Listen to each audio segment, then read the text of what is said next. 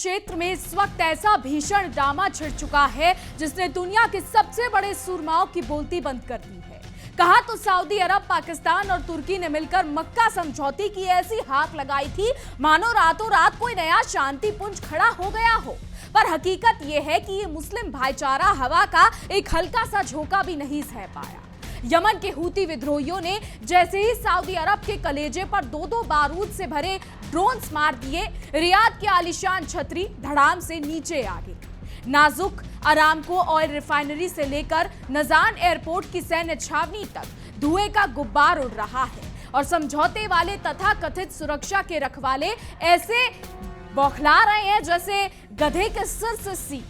पाकिस्तान अपनी फटी जेब लेकर कोने में दुबका बैठा है, तुर्की अपने ड्रोन बेचने के बिजनेस में मस्त है और उधर वॉशिंगटन में बैठे डोनाल्ड ट्रंप यानी कि अमेरिकी राष्ट्रपति सिर्फ सोशल मीडिया पर बैठकर पाबंदियों के खोखले चाबुक गिन रहे हैं। इस पूरे तमाशे ने यह साबित कर दिया है कि जब जमीन पर बारूद बरसता है तो अमेरिका की दादागिरी और कागजी गठबंधनों की औकात खोदा पहाड़ निकली चुहिया जैसी हो जाती है।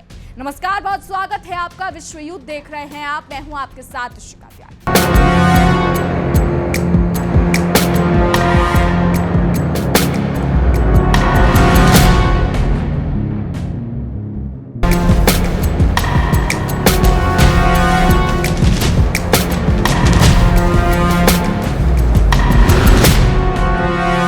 मिडिल ईस्ट का पारा इस वक्त बिल्कुल 7वें आसमान पर है और जो बड़ा सा नाटक रचा गया था उसकी पोल अब सबके सामने खुल चुकी है। कुछ ही दिन पहले सऊदी अरब, पाकिस्तान और तुर्की ने मिलकर बड़ी शान से मक्का समझौते पर दस्तखत किए थे। ढिंडोरा तो ऐसे पीटा गया था मानो ये पूरा मुस्लिम भाईचारा रातों रात एक होकर कोई अभेद चट्टान बन गया है। लेकिन कागजी शेरों की असली हकीकत सामने आने में जरा सा भी वक्त नहीं लगा। दावों की हवा तो इतनी तेजी से निकली है कि पूरा डिफेंस पैक्ट अब ताश के पत्तों की तरह बिखरता नजर आ रहा है। कहने को तो एक पर हमला सब पर हमला माना जाता था, पर असलियत में यह गठबंधन सिर्फ जुमलेबाजी बनकर रह गया। सऊदी अरब पर जब यमन के हूती विद्रोहियों ने ताबड़तोड़ हमले शुरू किए तो ये तथाकथित रक्षक भीगी बिल्ली बनकर तमाशा देखते रह गए। जिन दोस्तों के भरोसे रियाद हवा में उड़ रहा था वो मुसीबत आते ही रफू चक्कर हो गए हैं और दूर खड़े होकर सिर्फ मुंह ताकते। मक्का पैक्ट का जो सूरमा आंखों में लगाया गया था अब वही सऊदी अरब के लिए गले की फांस बन चुका है। बड़े बड़े वादे और हवाई बातें सिर्फ कागजों तक सीमित रह गई, लेकिन जैसे ही जमीन पर बारूद की गंध फैली सारे दावे हवा हवाई साबित हो गए। यमन के ईरान समर्थित हूती विद्रोहियों ने सऊदी अरब के दक्षिणी इलाके पर जो 2 बड़े ड्रोन हमले किए हैं उसने पूरे गल्फ रीजन के होश उड़ा दिए हैं। ये कोई मामूली झपकी नहीं थी बल्कि सीधा सऊदी अरब के सीने पर किया गया बड़ा वार था। हूतियों के सैन्य प्रवक्ता ने छाती ठोककर दावा किया है कि उनके ड्रोन्स ने बिल्कुल सटीक निशाना साधा है। पहला धमाका नजान एयरपोर्ट स्थित सऊदी सेना के अति संवेदनशील ठिकाने पर हुआ जहां पल भर में अफरा तफरी मच गई। दूसरा और सबसे खौफनाक हमला हुआ सऊदी अरामको के एक बड़े सेंटर पर। अरामको वही कंपनी है जिसे सऊदी अरब की आर्थिक रीढ़ और तिजोरी की चाबी कहा जाता है। जब तिजोरी पर ही डाका पड़ जाए तो बादशाहत का पसीना छूटना तो लाजमी। आपको बता दें कि यमन के हूती विद्रोहियों के प्रवक्ता का सीधा संदेश है कि जब तक यमन की संप्रभुता पर आंच आती रहेगी तब तक सऊदी के इन आलीशान ठिकानों पर ऐसे ही बारूद बरसता रहेगा। मतलब साफ है कि अब ईंट का जवाब पत्थर से दिया जा रहा है और सऊदी के पास इसका कोई तोड़ नहीं। इस पूरे खेल के पीछे असली उस्ताद कौन है ये भी किसी से छिपा नहीं है। हूतियों के इस हमले से महज कुछ घंटे पहले ही ईरान के इस्लामिक गार्ड IRGC ने सऊदी को सीधी धमकी दी। IRGC ने कड़े लहजे में कहा था कि अगर हूतियों ने अपने हमलों का दायरा बढ़ाया तो सऊदी के बस की बात नहीं होगी कि वो इन्हें रोक सके। और देखिए, धमकी के कुछ ही घंटों बाद नजान में धमाके हो गए। इसे कहते हैं बगल में छुरी और मुंह में मीठी बातें। यमन में 2022 में जो सीजफायर हुआ था वो जुलाई में पूरी तरीके से चकनाचूर हो चुका है। जब हूतियों ने सना में ईरानी विमान का लाल कालीन बिछाकर स्वागत किया तभी से बारूद का नया खेल शुरू हो गया था। जवाब में हूतियों ने सऊदी अरब पर समुद्री नाकेबंदी का ऐलान कर दिया और अब उनके जहाजों और तेल रिफाइनरियों और एयरपोर्ट्स को चुन चुनकर निशाना बनाया जा रहा है। सऊदी अब चारों तरफ से घिर चुका है और उसके मुस्लिम भाई तमाशाबिन बने हुए। असली तबाही तो तब आएगी जब हूती विद्रोही बाब अल मंदेब पर अपना कब्जा जमा लेंगे। जी हां, ये वही समुद्री रास्ता है जहां से दुनिया का सबसे बड़ा व्यापारिक और कच्चे तेल का काफिला गुजरता है। अगर हूतियों ने इस रास्ते की नब्ज दबा दी तो सिर्फ सऊदी अरब ही नहीं बल्कि वैश्विक बाजार का तेल निकल जाएगा। दुनिया भर में तेल की किल्लत हो जाएगी और गल्फ की बची कुची अकड़ भी चुटकी में गायब हो जाएगी। अब बात करते हैं उस सुपर पावर की जो हर जगह चौधरी बनने आ जाता है, यानी मेहरबान कदरदान अमेरिका। जी हां, अमेरिकी राष्ट्रपति डोनाल्ड ट्रंप फिर से अपने पुराने अंदाज में आर्थिक घुड़की देने मैदान में उतर आए हैं। ट्रंप साहब अपने social media platform truth social पर बैठकर दुनिया को धमकियां बांट रहे हैं। उनका मानना है कि पूरी दुनिया उनके इशारों पर नाचे और जो ना नाचे उस पर प्रतिबंधों का चाबुक चला दो। वाह भाई साहब वाह, क्या दादागिरी चल रही है। ट्रंप ने चेतावनी दी कि जो भी देश या कंपनी ईरान के साथ बिजनेस करेगी, अमेरिका उसकी चमड़ी उधेड़ देगा और उसे भारी आर्थिक नुकसान भुगतना पड़ेगा। इसे नाम दिया गया है आर्थिक डी डे। अमेरिका की आदत रही है कि मीठा मीठा गप और कड़वा कड़वा थू। जब खुद युद्ध में सीधे उतरने की हिम्मत नहीं होती तो प्रतिबंधों के पीछे छिपकर आर्थिक दादागिरी दिखाई जाती है। ट्रंप को लगता है कि उनके कागजी हुक्मरानों से तेहरान थर-थर कांपने लगेगा। ट्रंप ने तो ये तक कह दिया कि जो भी बैंक, एयरपोर्ट या फर्जी कंपनियां ईरान को किसी भी तरह की लाइफलाइन देंगी, अमेरिका उनका हुक्का पानी पूरी तरह बंद कर देगा। तेल की तस्करी से लेकर केरोसिन स्वैप, करेंसी स्वैप और कैश ट्रांसफर तक अमेरिका सब पर ताला लगाना चाहता है। लेकिन सवाल यह है कि क्या अमेरिका सच में ये सब रोक पाएगा या यहां पर भी बस एक और चुनावी शिगुफा ही ये चीजें साबित होंगी। ट्रंप का दावा है कि वो ईरान को पूरी तरीके से कंगाल और अलग थलग कर देंगे ताकि वो परमाणु हथियार न बना सके। पर सच तो ये है कि अमेरिका की ये धमकियां पुरानी हो चुकी हैं और दुनिया भी इनकी गीदड़ भभकियों को समझ चुकी है। अमेरिका अपने सहयोगियों से गुहार लगा रहा है कि आओ भाई सब मिलकर ईरान का घेराव करो, पर खुद अमेरिका की हालत यह है कि घर में संभाला नहीं जा रहा है और चले हैं पूरी दुनिया की पुलिसगिरी करने। अब जरा घूमकर आते हैं सऊदी के उन यारों पर जिन्होंने मक्का समझौते पर बड़े गर्व से दस्तखत किए थे। जब सऊदी पर हूती मिसाइलें बरस रही हैं तब पाक और तुर्की कहां दुबके बैठी हैं। पाकिस्तान की अपनी जेब में फूटी कौड़ी नहीं है, आटा खरीदने के लाले पड़े हैं और चले हैं ये सऊदी की रक्षा करने। हकीकत यह है कि अपनी छाछ को कोई खट्टा नहीं कहता, पर पाकिस्तान की नौबत तो खाली हाथ बड़ी बात वाली है। तुर्की के सुल्तान भी लंबी चौड़ी हाकने में माहिर है। जब तक ड्रोन बेचने का बिजनेस चल रहा था तब तक भाईचारा जिंदाबाद था। जैसे ही हूतियों के असली बारूद से सामना हुआ, तुर्की ने भी खिसियानी बिल्ली खंबा नोचे वाला रुख अपना लिया है। ये तथाकथित त्रिकोण सिर्फ कागजी शेर है।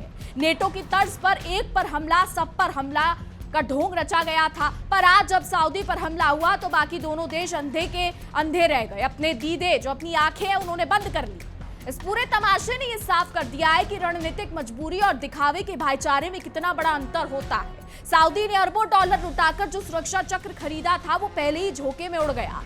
हूती विद्रोहियों ने दिखा दिया है कि आधुनिक तकनीक और सस्ते ड्रोन्स के आगे महंगे सैन्य समझौते कैसे धरे के धरे रह जाते हैं। अरामको और नजान एयरपोर्ट पर हुए हमलों ने रियाद के महलों की नींद उड़ा दी। अमेरिका अपनी आर्थिक धमकियों के ढोल पीटता रहे और पाकिस्तान, तुर्की अपने बयानों के बताशे फोड़ते रहे, पर कड़वी सच्चाई यही है कि सऊदी अरब इस वक्त यमन के दलदल में बिल्कुल अकेला खड़ा है। अब देखना दिलचस्प होगा कि सऊदी अरब अपने झेहते हुए डिफेंस पैक्ट का क्या करता है। क्या रियाद को समझ आएगा कि काट की हांडी बार बार नहीं चढ़ती, या फिर वो खुद ऐसे ही बेबुनियाद समझौते के सहारे अपनी सुरक्षा को दांव पर लगाता रहेगा। क्योंकि आपको बता दें, सऊदी अरब का हाल तो अब ऐसा हो गया है जैसे नाच न जाने आंगन टेढ़ा। अरबों खरबों डॉलर का रक्षा बजट फूकने के बाद भी जब अपने ही इलाके में मिसाइलों और ड्रोन्स की बरसात होने लगे तो फिर बड़े बड़े दावों की कलाई खुलना तो तय है। हूती विद्रोहियों ने दिखा दिया है कि जंग सिर्फ महंगे हथियारों और आलीशान लड़ाकू विमानों से नहीं जीती जाती। सस्ते और मारक ड्रोन्स के जरिए उन्होंने सऊदी अरब की रक्षा प्रणाली को ऐसा पंगु बनाया है कि रियाद के हुक्मरानों के पास सिर धुनने के सिवा कोई दूसरा रास्ता नहीं बचा है। उधर वॉशिंगटन में बैठे ट्रंप साहब को लगता है कि वो दस्तखत करके या ट्रुथ सोशल पर 4 भड़काऊ पोस्ट डालकर पूरी दुनिया के समीकरण बदल देंगे। लेकिन अमेरिकी सत्ता का ये गुरूर और अंकल सैम का ये रवैया पूरी दुनिया की आंखों में खटकने लगा है। अमेरिका हर मोर्चे पर खुद को चौधरी साबित करने के चक्कर में ऐसे ऐसे दांव पेच चलता है कि अब अंत में खुद ही उसमें उलझकर रह जाता है। ईरान पर पाबंदियों का नया दौर शुरू करके वॉशिंगटन ने आग में घी डालने का काम किया है, लेकिन इसका असली नुकसान सऊदी जैसे उसके प्यादों को उठाना पड़ रहा है। पाकिस्तान की हालत तो इस पूरे नाटक में सबसे ज्यादा बेवकूफों वाली है। जो देश खुद दाने दाने को मोहताज हो, उसकी अपनी अर्थव्यवस्था वेंटिलेटर पर टंगी हो, वो सऊदी अरब को सैन्य सुरक्षा देने का वादा कर रहा था। इसे कहते हैं रस्सी जल गई पर बल नहीं गया। पाकिस्तान ने मक्का पैक्ट के नाम पर सऊदी से सिर्फ अपनी तिजोरी भरने का सपना देखा था, लेकिन जैसे ही हूथियों के हमले शुरू हुए, इस्लामाबाद ने तुरंत बंगले झांकना शुरू कर दिया और चुपचाप किनारे हो गया ताकि उसे इस युद्ध की तपिश ना झेलनी पड़े। दूसरी तरफ तुर्की के एर्दोगान साहब का खलीफा बनने का भूत भी इस हमले के बाद हवा हो चुका है। बड़ी बड़ी बातें करने वाले एर्दोगान अब इस संकट पर एक शब्द बोलने को भी तैयार नहीं है, क्योंकि वो अच्छी तरह जानते हैं कि हूथियों से उलझने का मतलब ईरान से सीधा पंगा। मक्का समझौता दरअसल 3 ऐसे देशों की ढकोसलेबाजी थी जिनके हित आपस में कभी मिल ही नहीं सकते थे। ये सिर्फ एक कागजी गुब्बारा था जिसे यमन से छूटे 2 ड्रोन से एक ही झटके में फोड़कर रख दिया। नजान एयरपोर्ट और सऊदी अरामको पर हुए इन हमलों ने वैश्विक तेल बाजार की धड़कनें बढ़ा दी हैं। अगर बाब अल मंदेब जलडमरू मध्य पर हूथियों का शिकंजा कस गया तो अमेरिका और उसके सहयोगियों की सारी आर्थिक शेखी पल भर में धरी की धरी रह जाएगी। अब गेंद सऊदी अरब के पाले में है। या तो वो अपनी आंख पर चढ़ी मित्रता की पट्टी उतारे और समझे कि अमेरिका, पाक या तुर्की उसके लिए अपनी बलि नहीं देंगे, या फिर यूं ही दूसरों की बैसाखियों पर चलकर अपने ही घर में तबाही का न्योता देता रहे। तो मक्का समझौते के बाद जो जश्न का माहौल बनाया गया था, वो दरअसल एक बड़ा धोखा साबित हुआ। सऊदी अरब ने सोचा था कि इन देशों का नाम जोड़कर वो ईरान को डरा देगा, लेकिन ईरान और उसके सहयोगी हूथियों ने रियाद के इस कागजी किले की ईंट से ईंट बजा दी।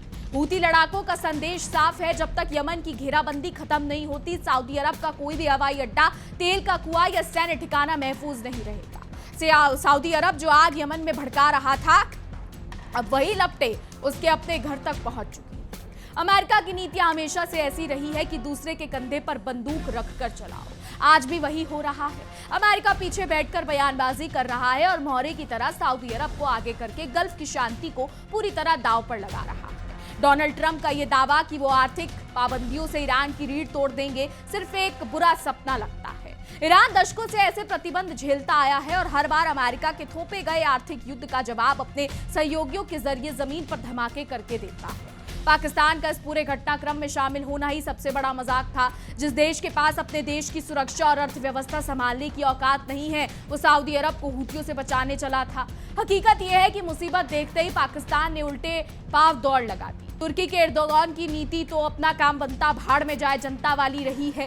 वो मुस्लिम दुनिया का मसीहा बनने का ढोंग तो करते हैं, लेकिन जब सच में सहयोगियों के साथ खड़े होने की बारी आती है तो उनके पास सिर्फ खोखली बयानबाजी ही बचती है। गल्फ में फैली इस अस्थिरता का सीधा असर अब बाब अल मंदेब स्ट्रेट के व्यापारिक मार्ग पर दिख रहा है। अगर ये अंतरराष्ट्रीय रास्ता बंद होता है तो पश्चिमी देशों की अकड़ भी ढीली पड़ जाएगी, क्योंकि तेल की किल्लत पूरी दुनिया की कमर तोड़कर रखती है। मुस्लिम भाईचारे का जो ढोंग मक्का पैक्ट के जरिए रचा गया था, उसने क्षेत्रीय सुरक्षा को सुधारने की बजाय और बिगाड़ दिया है। समझौते पर दस्तखत करने वाले तीनों देश अब एक दूसरे को नीचा दिखाने और अपनी अपनी खाल बचाने में लगे हुए हैं। सऊदी अरब के लिए अब वक्त आ गया है कि वो आगे और यहाँ समझे कि वॉशिंगटन या इस्लामाबाद से आने वाले खोखले वादे उसके काम नहीं आएंगे। यमन के युद्ध को खत्म किए बिना और ईरान से सीधे बातचीत किए बिना रियाद कभी सुरक्षित नहीं रह सकता। कुल मिलाकर यमन के हूती विद्रोहियों ने अपने हमलों से ये साबित कर दिया है कि कागजी रक्षा सौदे और अमेरिका की गीदड़ भपकियां जंग के मैदान में काम नहीं आती। अगर सऊदी अरब ने समय रहते सही रास्ता नहीं चुना तो उसका ये कथित सुरक्षा गठबंधन इतिहास का सबसे बड़ा मजाक बनकर रह जाएगा, ये समझ लीजिए। तो सऊदी अरब का ये सोचना कि वो वॉशिंगटन की कठपुतली बनकर और कागजी रक्षा समझौते के दम पर पूरे मिडिल ईस्ट पर हुकूमत कर लेगा, उसकी सबसे बड़ी भूल साबित हुआ। हूथियों के इस हमले ने साफ कर दिया है कि जब जमीनी हकीकत बदलती है तो महलों में बैठकर बनाए गए सारे प्लान धरे के धरे रह जाते हैं। अमेरिकी राष्ट्रपति ट्रंप का इकोनॉमिक डी-डे वाला शिगुफा भी अब बेअसर होता दिख रहा है। दुनिया जानती है कि अमेरिका सिर्फ अपने फायदे के लिए मोहरे बदलता है। जब तक सऊदी की तिजोरियों से तेल और पैसा निकल रहा है, तब तक वॉशिंगटन साथ है, वरना मुसीबत आते ही डोनाल्ड ट्रंप अपना पल्ला झाड़कर किनारे हो जाते हैं। पाकिस्तान की हालत तो इस पूरी कहानी में बेगानी शादी में इंसान दीवाना जैसी है। कर्ज में डूबा देश दूसरों को सुरक्षा की गारंटी बेच रहा था, लेकिन जैसे ही नजान में धमाके हुए, पाकिस्तान के हुक्मरानों की सिट्टी पिट्टी गुम हो गई और उनकी सारी सैन्य ताकत सिर्फ कागजी बयानों तक सिमट कर रह गई। तुर्की के राष्ट्रपति का इस्लामिक वर्ल्ड का नया मसीहा बनने का नाटक भी बेनकाब हो चुका है। ड्रोन्स बेचने की डील्स तक तो बात ठीक थी, लेकिन जब सऊदी अरब पर हूथियों के मिसाइल बरसे तो अंकारा से सिर्फ सन्नाटा ही सुनने को मिला। इसे कहते हैं मुंह में मीठी बातें और बगल में छुरी। इस पूरे घटनाक्रम ने यह भी साबित कर दिया है कि यमन की जंग को अब रियाद अपने बंद कमरों से कंट्रोल नहीं कर सकता। ईरान का जो दबाव सऊदी पर बना हुआ है वो ये दिखाता है कि जब तक रियाद पड़ोसी देशों की संप्रभुता से खिलवाड़ बंद नहीं करेगा, उसकी अपनी तेल की तिजोरी खतरे में ही रहेगी। नजान का एयरपोर्ट हो या अरामको की विशाल फैसिलिटी, हूथियों ने जिस सटीकता से निशाना साधा है उसने सऊदी की वायु रक्षा प्रणालियों और खुफिया तंत्र की घोर नाकामी को जगजाहिर कर दिया है। इतनी महंगी सुरक्षा व्यवस्था का क्या फायदा जब वो दो सस्ते ड्रोन्स को भी ना रोक सके। बाब अल मंदेब पर छाए संकट ने पूरी दुनिया के लिए खतरे की घंटी बजा दी है। अगर ये मुख्य व्यापारिक समुद्री रास्ता बंद होता है तो वैश्विक अर्थव्यवस्था को ऐसा झटका लगेगा कि अमेरिका की थोपी गई पाबंदियां भी उसे संभाल नहीं पाए। सऊदी अरब को अब ये समझ लेना चाहिए कि काट की हांडी बार बार नहीं चलती। पाकिस्तान और तुर्की जैसे कागजी सहयोगियों के भरोसे रहकर उसने अपनी सुरक्षा को दांव पर लगा दिया है। यह तथाकथित मुस्लिम भाईचारा सिर्फ फोटो खिंचवाने और समझौते पर साइन करने तक ही सीमित था। अमेरिका के उकसावे में आकर ईरान से सीधा पंगा लेना और यमन पर हमले जारी रखना सऊदी अरब के लिए एक खुदकुशी जैसा कदम साबित हो रहा है। अगर रियाद ने अपनी नीतियां नहीं बदली तो हूथियों के ये हमले उसकी अर्थव्यवस्था को पूरी तरह पंगु बना देंगे। तो कुल मिलाकर मक्का समझौते का गुब्बारा फूट चुका है और सऊदी इस वक्त बारूद के ढेर पर अकेला बैठा है। अमेरिका दूर बैठकर सिर्फ धमकियां दे रहा है और उसके तथाकथित दोस्त तमाशा देख रहे हैं। अब देखना यह है कि रियाद जमीनी कड़वी सच्चाई से कब तक मुंह मोड़े रहेगा। देखिए, सवाल तो कई सारे हैं, लेकिन आने वाला समय ही बताएगा कि क्या होता है। आपने कहावत भी सुनी होगी, अब आया ऊंट पहाड़ के नीचे, और लगता है हॉर्मुज में अब अमेरिका के साथ कुछ ऐसा ही हो रहा है। ट्रंप की धमकियां अपनी जगह हैं, अमेरिकी ताकत के दावे अपनी जगह, लेकिन समुद्र में जहाज अपनी ही कहानी लिख रहे हैं। 236 जहाज हॉर्मुज से गुजरे, 83 खुले तौर पर ईरानी रास्ते से निकले, जबकि ओमानी रास्ते चुनने वाले सिर्फ 3 रहे। ऊपर से 148 जहाजों की राह का कोई साफ हिसाब नहीं। तो क्या ट्रंप की धमकियों के बीच ईरान ने अमेरिका की पूरी रणनीति को चकमा दे दिया है? आखिर हॉर्मुज में असली सिक्का किसका चल रहा है, अमेरिका का या फिर ईरान का? हॉर्मुज में इस वक्त सिर्फ जहाज नहीं गुजर रहे, यहाँ अमेरिका और ईरान के बीच ताकत का सबसे बड़ा इम्तिहान चल रहा है। एक तरफ ट्रंप की धमकियां हैं, अमेरिकी दबदबे के दावे हैं और जहाजों को ओमानी रास्ते से भेजने की कोशिश है, तो दूसरी तरफ ईरान है जो अपने तट के पास वाले समुद्री रास्ते पर अपनी पकड़ का दावा कर रहा है, लेकिन जमीन पर कहानी कुछ और ही तस्वीर दिखा रही है। ट्रंप के दबाव के बावजूद कई जहाज ईरानी रास्ते से गुजर रहे हैं और अमेरिका की कथित नाकेबंदी के बीच भी ईरान का असर कम होता नजर नहीं आ रहा। यानी मामला सिर्फ समुद्र की कुछ किलोमीटर चौड़ी पट्टी का नहीं, मामला उस रास्ते का है जहां से दुनिया की ऊर्जा सप्लाई का बड़ा हिस्सा गुजरता है। अमेरिका कहता है कि समुद्री यातायात पर उसका नियंत्रण है, ईरान कहता है कि उसकी मंजूरी के बिना कोई जहाज हॉर्मुज से नहीं गुजर सकता। दोनों तरफ से दावे बड़े बड़े हैं, लेकिन जहाजों की आवाजाही ने पूरी कहानी में नया मोड़ ला दिया है। सवाल सीधा है कि अगर अमेरिका का दबदबा इतना मजबूत है तो फिर इतने जहाज ईरानी रास्ते से आखिर क्यों गुजर रहे हैं? एक रिपोर्ट के मुताबिक 1 से 19 अगस्त के बीच कुल 236 जहाज हॉर्मुज से गुजरे। इनमें 83 जहाज खुले तौर पर ईरानी रास्ते से गए, जबकि सिर्फ 3 जहाज ओमानी रास्ते से गुजरे। 2 जहाज पुराने रास्ते से गए और 148 जहाजों का रास्ता साफ तौर पर पता ही नहीं चल सका।